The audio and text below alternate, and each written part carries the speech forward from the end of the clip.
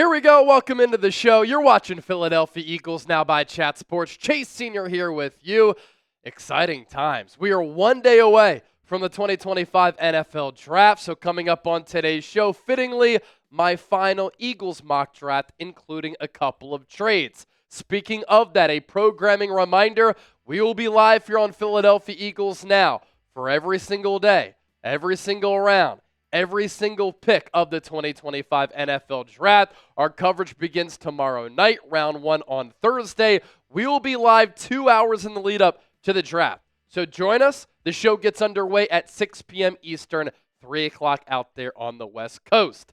And so you look at the day-by-day breakdown of the 2025 NFL Draft. As I mentioned, round one tomorrow, Thursday, April 24th. We've been in the build-up to this for the last couple of months, really since the Eagles won the Super Bowl. I know a lot of you are draft nerds out there, and of course, free agency in between. Rounds 2 and 3, Friday night, April 25th, and then an early start on Saturday to round things out with rounds 4 through 7, Saturday, April 26th. You take a look at the Eagles' 2025 draft picks. Howie Roseman has really set this up nicely for Philadelphia in 2025 and in 2026. A lot of premium draft picks for Philadelphia, and they have 8 selections this year, all within the first 5 rounds of the draft. And so when you win the Super Bowl, you're honored to have pick number 32. That means that you are the defending Super Bowl champion. So the Eagles will first be on the clock, 32nd overall. In the second round, 64th pick. In the third round, number 96. The Eagles have a 4th rounder from Detroit at 134, and then they round out the draft with 4 fifth-round picks. 161 from Houston because of that C.J. Gardner-Johnson trade, 164, 165, and 168. So 4 of those picks inside the 5th round there, all between 161 and 168. We flip the page to the Eagles' biggest needs. This is still one of the most talented and deepest rosters in the NFL. So it's not like the Eagles have a glaring holes or weaknesses looking ahead to 2025, but they did lose a lot of marquee players in free agency, and they do need to build up some depth, especially when you look ahead at some of these young players who are going to be in the market for big contract extensions. And so the Eagles' biggest needs, in my opinion, edge and defensive tackle, tight end, depending on what happens with Dallas Goedert. He could be traded throughout draft weekend, safety and cornerback, offensive line depth, and then additional depth needs, linebacker. You could use another running back, and I don't think you're ever set at the wide receiver position because you can never have enough playmakers on the offensive side of the football. And then I do want to talk about this for a few moments here. My read on the Eagles right now going into the 2025 NFL Draft, if Philadelphia stays at 32, and there's some chatter that Howie Roseman could trade up, we know he's always aggressive, I think these 6 players are in play. Walter Nolen, defensive tackle out of Ole Miss, one of my favorite players for Philadelphia in this draft class. James Pierce, a twitchy edge rusher out of Tennessee. Nick Scorton, just another one of the really talented defensive linemen for Texas A&M. Maxwell Hairston, who's a 4.3 speed guy at that cornerback spot out of Kentucky. Malachi Starks, the Georgia safety. And Donovan Ezeraku, edge rusher out of Boston College. Really long, not a twitchy athlete, but a good scheme fit and great college production last year. Those 6 players, look out for them, for the Eagles to be interested in them on Thursday night. And we begin my mock draft with a trade. There's reports that Howie Roseman could look to matriculate up the draft board, and I think this trade makes a lot of sense. The Eagles move up from 32 to 24 with the Minnesota Vikings. The Vikings are a team that doesn't have a lot of needs. They go back to the final pick of the first round. They pick up 161 overall in the 5th round from Philadelphia, and then a 2026 third-round pick from the Eagles, which is by way of the New York Jets. And why I think this trade makes sense. The Eagles move up to get the player who they covet. The Vikings only have 4 picks in the 2025 NFL Draft.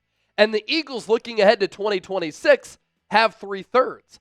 They can afford to trade one of those picks away and still have 2 picks in that third round next year. And so with that 24th pick, the Philadelphia Eagles take Walter Nolen, defensive tackle out of Ole Miss. I think that he can be a tremendous scheme fit for Vic Fangio. He can be an excellent player alongside Jalen Carter.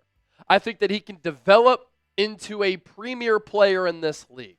And he fits the mold of what Eagles look for in defensive tackles, and he's going to help you replace Milton Williams, number one. And if the Eagles don't exercise that fifth-year option on Jordan Davis, there's a May 1st deadline for that. He could walk after this year, and then you'll still have Walter Nolen waiting in the wings. Hopefully he can take that leap in development going into year two. And Nolen is a player with a lot of pedigree, former number one overall recruit in the country coming out of high school. He's explosive, twitchy, violent at 300 pounds. He's excellent as a pass rusher in collapsing the pocket, getting to the quarterback, but he's also very stout against the run. When I watch him, I like the motor in which he plays with. He plays hard through the whistle. His pass rushing moves need some refinement, but this is something that Clint Hurt and Vic Fangio can work with him on.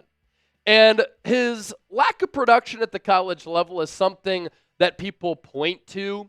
When you're the number one overall recruit and you go to Texas A&M, and in your 2 seasons there you have 1 sack and 16 pressures, and then 4 sacks and 16 pressures, people will label you as a disappointment. Some people labeled Nolen as being a player with character concerns. Texas A&M wasn't a great time for him there in College Station, but then he goes to Ole Miss. He was a huge NIL pickup for Lane Kiffin and Ole Miss, and everybody loved him within that program. And then we saw the player who a lot of people thought he was going to be coming out of high school, and the player he can continue to be, as I think that he can be a better pro than a college player. 6.5 sacks, 35 pressures last year for Ole Miss. And so he's one of my favorite players for Philadelphia. There's a chance he could drop to 32. But there's also a chance he could go a little bit earlier because of the talent base that he has. And so Howie Roseman moves up to 24. The Eagles inside that building are said to love Walter Nolen, and I would be ecstatic with that trade and with that selection. Then we make another trade in round 2. Howie Roseman tied the record for the most trades in an NFL draft last year, and here in the first 2 rounds, he makes 1 trade in each round. The Eagles move up to 55 in a trade with the Los Angeles Chargers, who have Tyler Conklin as their number 1 tight end. They're comfortable giving Goddard a contract extension because it's not going to be insanely expensive. They give Justin Herbert another really good weapon. And Goddard is a player who fits what Jim Harbaugh wants to do. He's tough. He can run block. He's an excellent pass catcher. You can utilize him in the red zone. And the Chargers get 64. So they move back 9 picks. They get 165 as well in that 5th round, and they receive Dallas Goedert. And, of course, the Eagles pick up their Dallas Goedert replacement in Mason Taylor, the tight end out of LSU, who last year really came on as one of the top tight ends in this draft class. Now it's Tyler Warren and Colston Loveland as the top 2 tight ends at that position in this draft. There's a gap, and I do believe that Mason Taylor is that 3rd guy, and I do believe you might have to trade up to get him. There was this viral clip of Daniel Jeremiah saying, I talked to one of the best general managers in the sport, and he's really high on Mason Taylor. I think that was Howie Roseman because Daniel Jeremiah used to work in the Eagles front office, and Howie said, I know exactly what type of player that guy is, if that was Howie who said that. Obviously, DJ was relaying that, and I think that Mason Taylor is a player who fits the mold of what the Eagles value and look for in tight ends. And Nick Sirianni even said it last week. We want tight ends who are big, fast, physical. Mason Taylor is that. 6'5", 251, ran a sub-4.7 40-yard dash at that size. He's really an ascending player who I think can continue to get better. He's a natural mover, running routes in a very smooth fashion with good footwork, good body control. He has excellent hands. And he has a very large catch radius. Only 1 drop last year with LSU. and he was very reliable with those soft hands. He can run the seam route. He can track the long ball when it's especially up in the air, as Jalen Hurts is very good at putting touch under that ball. He's capable of an extended route tree. He does need to improve his route running a little bit, but he's a young player with NFL bloodlines, by the way. His dad, Jason Taylor, Hall of Fame defensive end for the Miami Dolphins. And to get up to the level of Dallas Goedert, he's going to need to improve his technique as a blocker, but he does have the size to be good in that area. His college production definitely didn't jump off the screen at you, but when you watch him on tape, you're very confident, and I'm very confident, that he can be an excellent tight end in this league. 55 catches, 546 yards, 2 touchdowns, only 1 drop last year.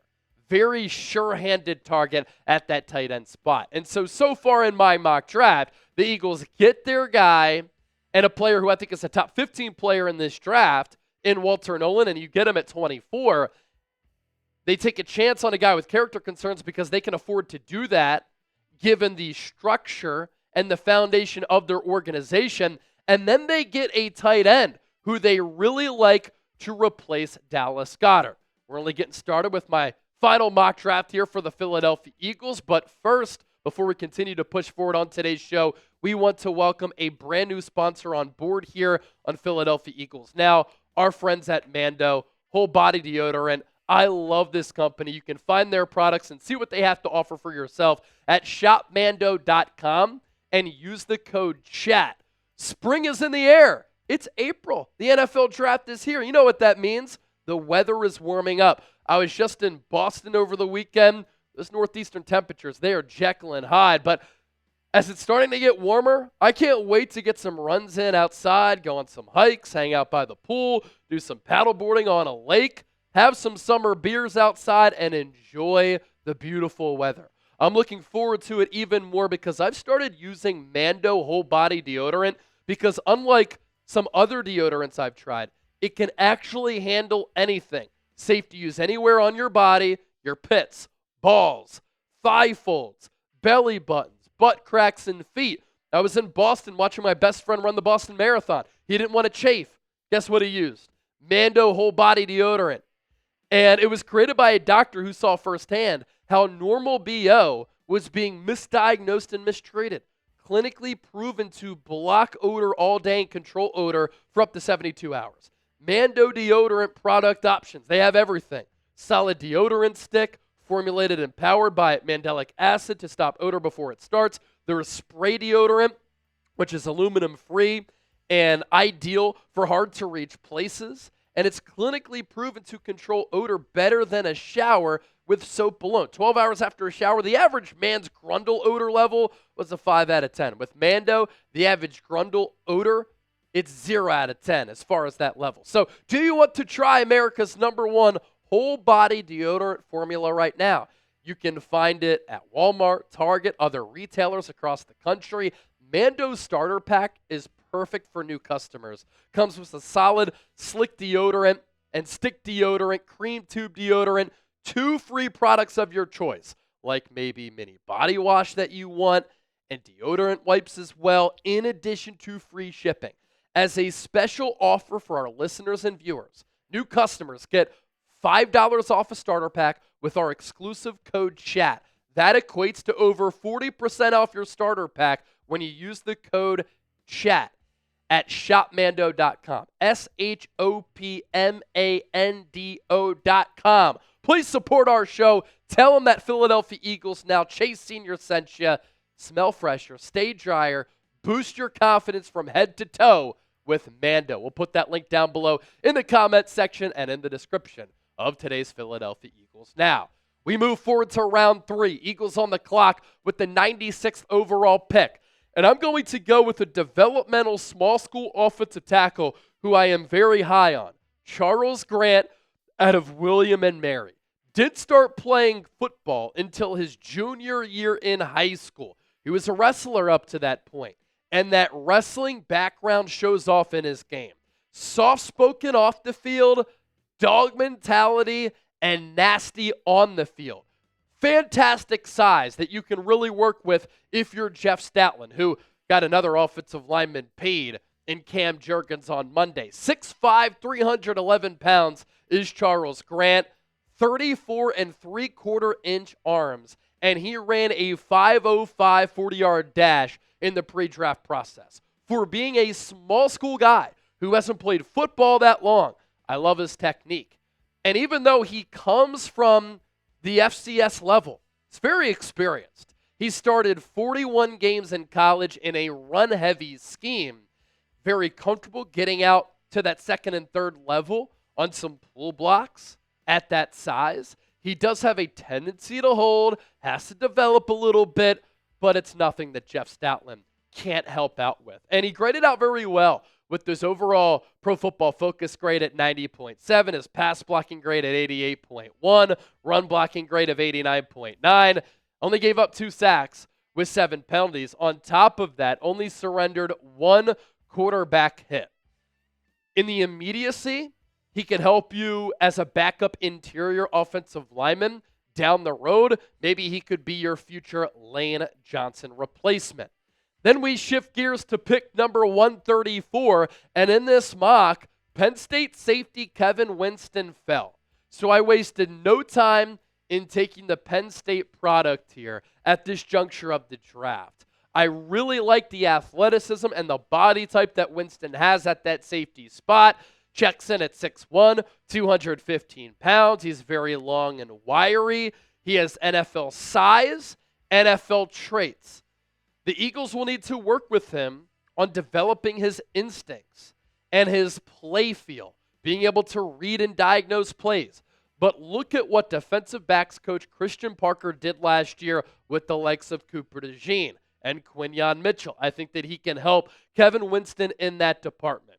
He's better playing downhill. I think that he can help you right away, special teams. He can back up Sidney Brown for now, but in the future, he can end up being an excellent safety as long as he develops that anticipation. A team captain at Penn State, wired to play in the NFL according to scouts. A little bit of an injury concern. He had a partially torn ACL a couple of games into Penn State's 2024 season, but is said to be healthy going into the draft. At 164 in the 5th round, the Philadelphia Eagles select David Walker, edge rusher, another small school guy here from Central Arkansas. Some scouts worry about the lack of length and the lack of size at the NFL Combine. His relative athletic score, an 8.62. That's in the green, but 6 feet, and some people worry a little bit about the weight. He did have 26 reps of 225 on the bench press, the vertical in the green there, and you see some of that short area explosion and the quick get off at the line of scrimmage show off there, and that's sometimes what the vertical leap can show you. The broad jump just okay. I do like how David Walker can run in addition to winning with some pass rush moves and having that dip and bend off the edge. The 20-yard split, also good. That's the short area quickness. And at the college level, he was a sack, TFL, and pressure-generating player. Last year in 12 games, 68 tackles, 23 TFLs, 10.5 sacks, and 55 pressures. He also had 6 pass breakups and 4 forced fumbles. Has a knack for generating turnovers. And that sample size, it's a pretty long one for David Walker. Look at what he did in 2022. 12 sacks, 22 TFLs, 54 pressures. In 2023, 18 TFLs, 8.5 sacks, 42 pressures. And in 2024, those numbers that I just mentioned, the 23 TFLs, 10.5 sacks, 55 pressures. Plays a little bit like Brandon Graham, being able to win with some physicality and a bull rush, and is just a smart, instinctual player who has great feel, and that's why he was able to make so many disruptive, productive plays while at Central Arkansas. And then with the final pick for Philadelphia here, we're going to go linebacker and address that need with Teddeye Buchanan out of Cal. He's 6'2", 233, ran a 4.6 40-yard dash. He plays a little bit quicker and a little bit more explosive than that. We're talking about a ripped, yoked athlete here who has a very strong upper body. He is excellent due to that athleticism in coverage as an off-ball linebacker. And you can see that with him seamlessly being able to flip his hips. He has blitz ability. We know that Vic Fangio likes that with how he utilized Zach Bond and Nakobe Dean. Very high character guy. That fits the Eagles in the pre-draft process. Howie Roseman over the weekend crediting Big Dom DeSandro for being able to comb through some of those character issues with pre-draft prospects. He can struggle a little bit with instincts. So with Kevin Winston, with Buchanan, I always like players with instincts, but I'm willing to take players as well if they have some of the traits like Buchanan and like Winston. Now, Buchanan started his college career at UC Davis, and then he transferred to Cal, where this past year played awesome. 114 tackles, 12 TFLs, 5 sacks, 4 pass breakups. The relative athletic score, very good at 9.42. 6'2", 233, a little bit smaller, but you can get away with that in today's NFL given these spread concepts. And if you can run, and if you're physical, and you play hard at that linebacker spot, you can play at 233. The vertical of 40 inches, that's ridiculous. The broad jump also very good, and then you love the 40-yard dash. Now, a lot of you might have some questions with what I decided to do in this mock draft. Chase, you didn't go corner. Well, trading some picks made that a little bit difficult, and I'm a believer right now in this cornerback room, which I think is going to be as such going into 2025. Keely Ringo, Quinion Mitchell on the outside. Keep Cooper DeJean in the inside at that slot nickel spot because you can continue to use him in a variety of ways, versatile role, chess piece, a little bit of a joker from time to time. And I don't hate the backups either at that cornerback spot with Adoree Jackson and Eli Ricks. And so I think your depth and your overall talent at that cornerback position is good enough where if you don't address it in the draft, you'll be okay. And then the other spot is running back. I don't think the Eagles need one. It is a very deep running back class, and the Eagles are also pretty deep at running back. It's going to depend on the health status of A.J. Dillon, who didn't play last year because of a neck injury, so that's a concern, but he did get medically clear. You have Saquon Barkley coming back after the best single season for a running back in the history of the league. Will Shipley can play. I'm telling you that right now, and I told you that last year during the draft. Producer Chip knows that. He's a Clemson guy. And then the Eagles like Ty Davis-Price too. Not really a good blocker, struggles in catching the ball out of the backfield, but as a physical runner who's very talented in that regard. So you don't need to go running back, in my opinion. Grade my final Eagles mock draft here before we dip on out of here. A, B, C, D, or F. Join us for our live draft coverage Thursday through Saturday. You don't want to miss it.